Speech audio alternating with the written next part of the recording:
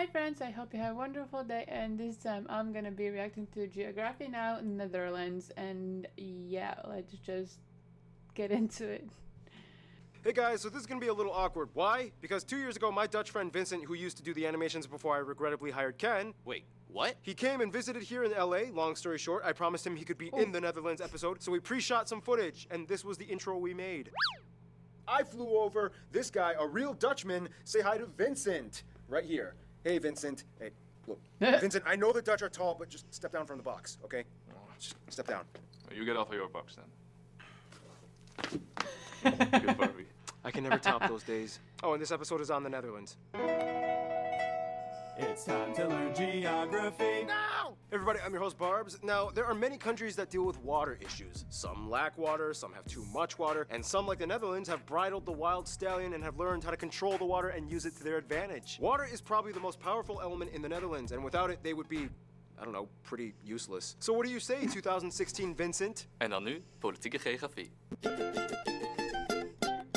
So, yeah, stop calling this place Holland. That's just one part of the country, even though their country's national tourism website is called holland.com. You're not helping us here, Dutchies. Oh, and hey, there's a town called The Hulk. First of all, the country is located in northwestern Europe along the North Sea, bordered by Germany and Belgium. The country is divided into 12 provinces. Here's 2016 Vincent naming all of them for you. They are Limburg, Noord-Holland, Zeeland, Zuid-Holland, Utrecht, Gelderland, Overijssel, Drenthe, Groningen, Friesland, North-Holland, and the newest province, Flevoland. Almost all of Flevoland was reclaimed from the Zuiderzee in the 1950s. So besides being famous for making cheese and clogs, we also make our own land. The country kind of has two Those names sounded quite hard.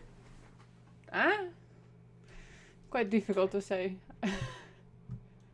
capitals. Amsterdam, the largest city and economic hub of the country, and home to the Royal Palace. And just to skip over, the third largest city, The Hague, acts as the second capital, which holds the seat of government, as well as the International Court of Justice. The second largest city, though, would be Rotterdam, which holds the busiest seaport in all of Europe. The busiest airport, though, is of course Amsterdam's Schiphol International, Europe's third busiest airport, carrying nearly 70 million passengers annually. Now we reach the overseas That's a lot. territories. Apart from the mainland European part, the country actually holds sovereignty over 6 other island entities in the Caribbean, remnants of the colonial past. These are collectively called the Dutch Caribbean. And here's where it gets a little confusing. Technically, the Netherlands is a country made up of 4 countries, the mainland Netherlands, as well as 3 other constituent countries, kind of like what Wales and Scotland are to the UK. They are Aruba, Curacao, and Saint Martin, which is actually half of an island shared with the French overseas territory of the same name, but in French. This means that this one island is the only area which the Netherlands technically borders France. These guys hold a high level of autonomy, they can have their own constitutions and currency. Otherwise, the remaining 3 islands are Bonaire, St. Eustatius, and Little Saba, which by the way has the shortest airport runway in the world. These 3 fall under the title of special municipalities and do not belong to any province. They are directly controlled by the Dutch government. However, in 2011, they decided to switch currencies and adopt the US dollar. All these islands lie in the subregion known as the Lesser Antilles. Aruba, Curacao, and Bonaire are usually referred to as the ABC Islands, lying in the subregion of the Leeward Antilles, whereas St. Eustatius, Saba, and St. Martin, usually called the SSS Islands, are located in the subregion of the Leeward Islands. Keep in mind, at one point, all 6 of these islands were called the Netherland Antilles and operated collectively as a single constituent country with the capital at Willemstad in Curacao. They even competed separately in the Olympics. With the exception of Aruba, who had autonomy in 1986, it wasn't until the early 2000s when they all voted for their future, and it kind of went like this. Okay guys, you have 4 options for your future. Choose wisely. You can have closer ties to us, remain just as you are in the Netherland Antilles, autonomy as a constituent country within the Kingdom of the Netherlands, or you can opt for complete independence as a new nation and break away from us. We vote for autonomy as constituent countries. Me too. What the? We want closer ties and we'll settle for special municipality status. Really, Bonaire? You're one of us, the ABC Islands. You're really gonna ditch us like that and leave us with this half-Frenchy magoo? Yep, deal with it. And that's basically how it went down. So there you go. That's how you make a Netherlands. Waterways dominate the country though. There's even a town with no roads and only canals. But how did it Okay, I wanna go there. end up this way? Somewhere around the 9th century, people were kind of fed up with all the flooding, and they invented these seawalls known as dikes, which surrounded polders or reclaimed land plots protected by the dikes. To this day, the Netherlands has reclaimed about 1/5 of its total landmass from the sea. So, what would happen if all the dikes were destroyed and all the water just came and flooded everything? Scientists speculate that the country would go from looking like this to this. Whoa, Amsterdam would be gone. Yep. Luckily, the Dutch are fantastic engineers and have been taming this dragon for centuries. And speaking of engineering, there are so many many notable spots to check out in case you ever visit. So many museums, but the most notable one probably being the Rijksmuseum in Amsterdam, the Royal Palace, the Van Gogh Museum, the Anne Frank House, numerous castles like these, numerous star-shaped fortress towns, so many amusement parks like these, the enclaves and exclaves of Barrel Nassau. We talked about this in the Belgium episode. The world's largest flower garden at Keukenhof, Austerlitz Pyramid, this prehistoric burial site, and of course there are somewhere around 1,000 historic windmills left in the country from the 1800s. That's a lot. Mostly in the Kinderdijk area, a UNESCO heritage site. Keep in mind though, the country has a ton of modern wind turbines that help supply energy to the nation, a topic that will be discussed in... Greek philosopher Pythias visited in the 3rd century BC, and he said about this place, more people have died in the struggle against water than in the struggle against men. The Netherlands is really unlike any other country in Europe because in order for them to even have physical land, a lot of work has to go into it. For one, the country is the lowest country in Europe, elevation-wise. Over a quarter of the land and a fifth of the population lies below sea level, and about half of the land lies less than a meter above sea level. The lowest point actually being here at Zuidplaspolder, and the highest point of the mainland European part of the country at a small hill called Valseberg, just over 1,000 feet or 322 meters high. However, in the entire Kingdom of the Netherlands, the highest point would actually be Mount Scenery, a potentially active volcano on the island of Saba in the Caribbean. Back to mainland Europe though. Within this complex system of waterways and canals, the famous Rhine River that goes through all of Europe and the longest in the country actually ends in Rotterdam. The largest body of water would be Lake or Bay Ijsselmeer, contained within the N302 and E22 highways. In order to manage all the flooding in the south though, the Netherlands has undergone one of the largest engineering projects in modern history. The Delta Works is a series of massive elevated levees that close off sea estuaries, preventing flooding. They even have backup levees in case one down the line bursts. In the north though, the Walden Islands act as kind of like natural barriers against the sea. All this land reclamation has left many of the inland areas exposed to what are labeled as the largest open sand drifts in Europe. Keep in mind, they are not deserts, but rather strange wet sandy plots in the middle of green shrubbery. A rare natural sight to come across anywhere in the world. So That actually is weird. I didn't think that it's kind of possible so near to us? To my country? Huh? What? Seriously. in a nutshell, the entire country is basically one big river delta. We should hang out sometime. Whew, so that's just about it for now. I gotta get my triple shot of espresso break, which means we need a guy who knows a few things. Besides all the water chaos, They really like to fight.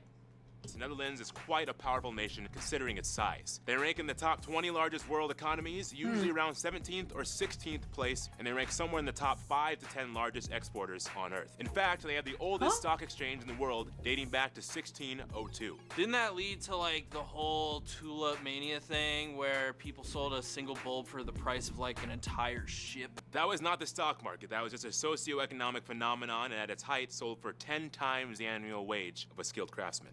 I probably would be in that mania as well. Because lately I wanted to plant them almost everywhere. And I have planted a lot of in this year and I'm still thinking to get more.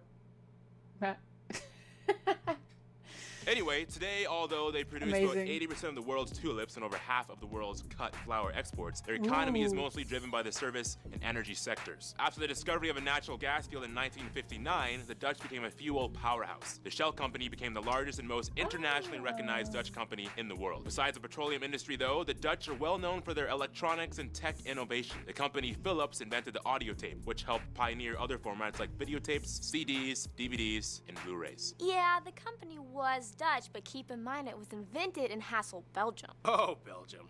We love you, but don't try to take this from us. Otherwise, the Dutch have made great strides towards environmental protection. It's not uncommon to find animal crossing bridges to allow wildlife to cross over highways. Over 70 mammal species. I saw this summer and I forgot where. But it's amazing. It's amazing.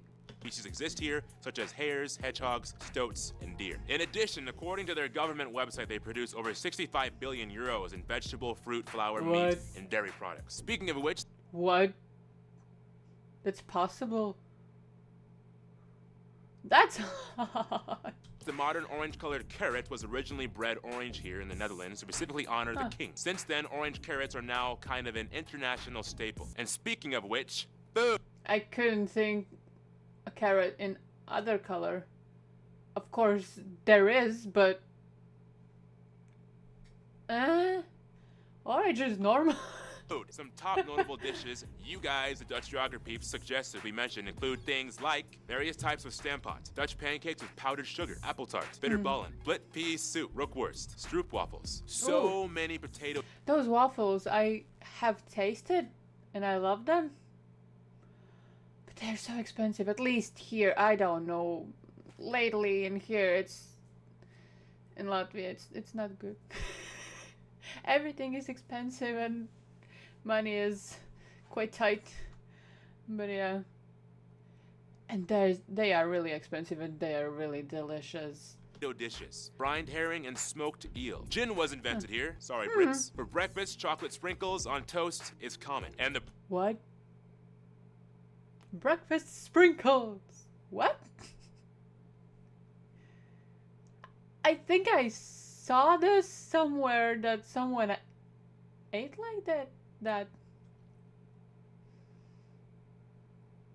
I didn't think that that it's a thing. What? pride and joy of the nation, Gouda cheese. Yep, that's how you pronounce it, guys. Oh, and keep in mind, they used to be the largest beer exporters in the world, Heineken being their top brand until Mexico beat them in 2010. Oh, wow. Cool. It's also important to note that you will probably find lots of Indonesian and Surinamese dishes like satay or salted cod buns, a little cultural hue that hints towards the colonial past, which brings us to... Thank you, Noah. Follow him on Instagram. Yep.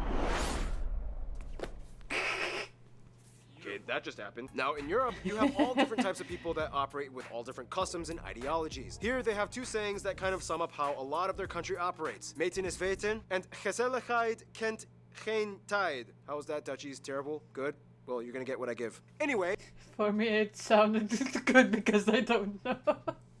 The country has about 17.5 million people and is the most densely populated nation in Europe. About 77% of the population identifies as Dutch, to whatever extent that may mean, whereas 10% are other Europeans, and the remainder are made up of other people groups, mostly Turks, Indonesians, as well as the Surinamese, and surprisingly, even some Americans. They use the euro as their currency, they use the type C and F plug outlets, and they drive on the right side of the road. Now, we all know that Dutch is the official language of the Netherlands. However, if you speak English, you should have no problem at all visiting. Netherlands has the highest proficiency in English out of any non-English official country in the world. Somewhere around 9 out of 10 Dutch people claim they can comfortably speak English, and around 94% of the country is in some way bilingual. Geography Anna told me a joke. Many times Dutch kids will ask their parents, Hey, Mom. Yes, honey. Why do we have to learn English, but the British don't have to learn Dutch? Because our ancestors decided it would be a great idea to trade New York for Suriname and one small island in Indonesia. It's important to note, though, that there are two other regional languages accepted in Dutch society. They are Frisian, spoken in the northern Friesland region, and the other being Papiamento, a Dutch Creole spoken in the ABC Islands. When it's already kind of well known that the Dutch are the tallest people on average in the world, men averaging around 6'1" and women around 5'7". And 5'7". Wait, what? Man, what? I don't understand feet. So yeah, 185.4 centimeters. I can't talk today. It's okay. And woman 170. I'm 175. So yeah, it's okay. The men, I think they are a bit longer. In Latvia, it's okay if it's 185 and 180, I guess. 190, I don't know. But like it's okay. 6'1" and women around 5'7". And once again, here's 2016 Vincent explaining. Latest studies have shown that natural selection has been the biggest reason. Being tall stood equal to being more athletic, successful, and healthy. Many educated men started families after their studies. Fast forward a couple of years, with length being very heritable, and the result is a nation of giants. Yeah, we're outbreeding short people. Religion in the Netherlands is interesting because historically, they used to be predominantly Christian, mostly Protestant, but today about half the population identifies as unaffiliated, which depending on who you ask could be anything from the largest unaffiliated affiliated group agnostics at about 34%, to the growing number of Ietists at around 28%, which is kind of like a technical term for spiritual but not religious. Otherwise, Islam at about 5% of the population is mostly practiced by Turkish and Indonesian communities. Christianity, although not practiced regularly by most of the people, still plays a heavy cultural role in the Netherlands. Holidays like Christmas, Easter, Pentecost, and Ascension are still celebrated by everyone in a Dutch manner. At one point, they were a vast empire that spanned across every inhabited continent. Australia was at one point called New Holland, New Zealand, named after the Zeeland province, Tasmania, named after this Dutch guy, New York was once called New Amsterdam, and so on. Otherwise, what is the Dutch way of doing things? Many of you guys, the Dutch geography peeps, have told me there's a Dutch saying, act normal, which is ironic considering that they are almost anything but normal. And here's random Hannah to explain culture stuff. Historically, the Dutch have always kind of had a counter-traditional mindset that shaped the way they developed as a nation. For one, they are one of the few remaining monarchies left in the world, technically a unitary parliamentary constitutional monarchy that limits the royal powers. And the people generally like their king. He even has a holiday to himself, and the entire country wears the national color of orange. Of course, the country is known for being a frontrunner in passing what many in the world see as controversial laws. They were the first country to legalize same-sex marriage, they have regulated legal prostitution, euthanasia, and they have a policy of tolerance towards recreational soft drugs like marijuana. People 18 years or older are allowed up to 5 grams on them, otherwise it's a misdemeanor. They are world-renowned for excelling in field hockey, speed skating, and volleyball teams. Sailing is of course one of their longest pastimes. They even have a huge festival once every 5 years called the Sailed Amsterdam Festival. For some reason, it's common for people to give birth in their own homes as opposed to a hospital. About 1/3 of all babies are born this way. What about those clog things? Ah, yes. When the past they act. These are from them. I have seen them somewhere, but what? Actually served a very useful purpose. They were worn by farmers, fishermen, and artisans in the past to protect their feet from nails, fish hooks, and other sharp objects. Today, they are mostly sold as souvenirs, and very few people actually wear them, but they're pretty cool. Oh, and hey, Anna, what's up with all those spinny windmill thingy-mabobbers? Ah, yes, the iconic symbol of the Netherlands. Well, many of these historic windmills were actually used to pump out excess water to reclaim the land that they now use for farming, all before electricity. And as for music, Actually, I got this one. Barb said I could have my own segment in the show now instead of just being a one-liner guy. Yeah, that's right. Keith has been upgraded, so yeah. Oh, well, enjoy it. Well, that just happened. Again. I guess everybody has superpowers now. Historically speaking, the Dutch... I guess this is the first one that Keith got his. I have seen him in music parts so many times that I didn't even think otherwise, you know. Contributed much to the Baroque period at the end of the Renaissance, with numerous composers, organ players, and vocalists rooted in Christianity. Traditional clog dancing was also a cool way to add percussion to folk music in rural areas. Today, however, even though there are many genres the Dutch enjoy, electronic music reigns supreme. Most of the best well-known DJs in the EDM scene across the world are from the Netherlands. And the Amsterdam Dance Event, ADE, is the world's top and largest electronic music conference. So if you come... I haven't heard of it. Yay.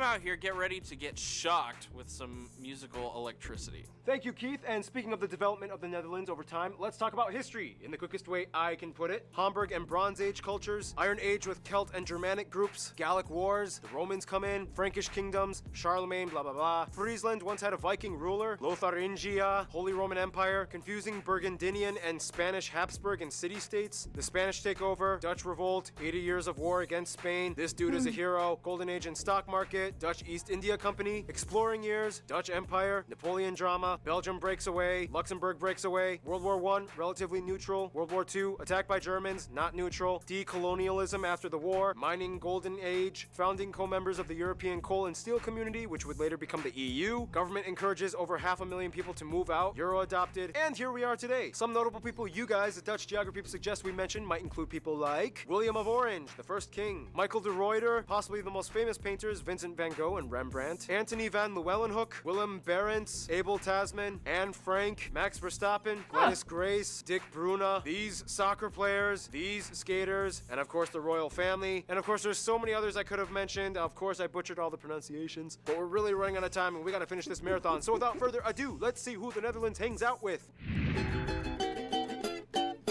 Now, there's a reason why it's called going Dutch when paying for a meal. The Netherlands likes to share. Systematic and mathematically equivalent to what is owed to each based on the merit they've earned. First of all, pretty much all the former colonies have some kind of amicable relation to the Netherlands. The Afrikaans language in South Africa is basically just an Africanized version of Dutch. Tons of Surinamese and Indonesians have been migrating to the Netherlands for decades. Otherwise, the USA and Canada are very close friends as well. During World War II, the royal family actually took refuge in Canada, and Canada actually quickly changed the law in which the hospital was temporarily considered extraterritorial so that the princess could be born Dutch. To this day, the Netherlands sends tons of flowers every year in gratitude. For the US, the two go way back all the way to New Amsterdam before it was New York. The Dutch have immigrated to the US for centuries. 5 American presidents have been of Dutch descent. They are each other's third largest direct foreign investors. They are both charter members of NATO since 1949, and overall, in most global affairs, the two usually work together as close allies. With Germany, it's like a funny love-hate relationship. Like, the two share so much historically, both being under the same influences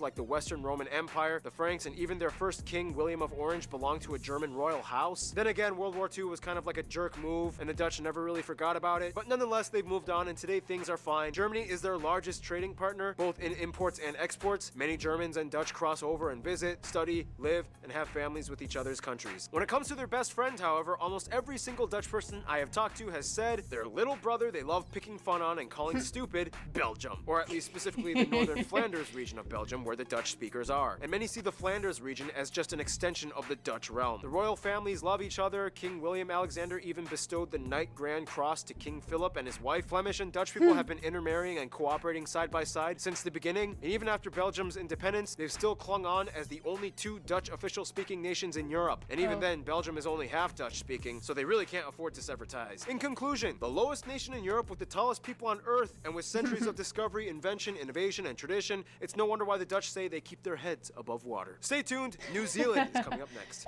So once again, Vincent, thank you so much for being in this episode. Our favorite Dutchman, you have made your country proud. Dutch punch! Why? So random. Oh my. I have seen like there is some trips to check out like tulip fields. And if, actually I would want to go, but as usual, I'm just wanting to go and that's it. So yeah, I hope that I will. And I guess that's the Netherlands is the right place to go.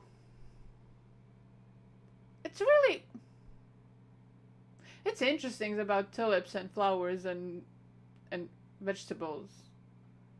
How many millions did they did make? 60 something, if I'm remembering right.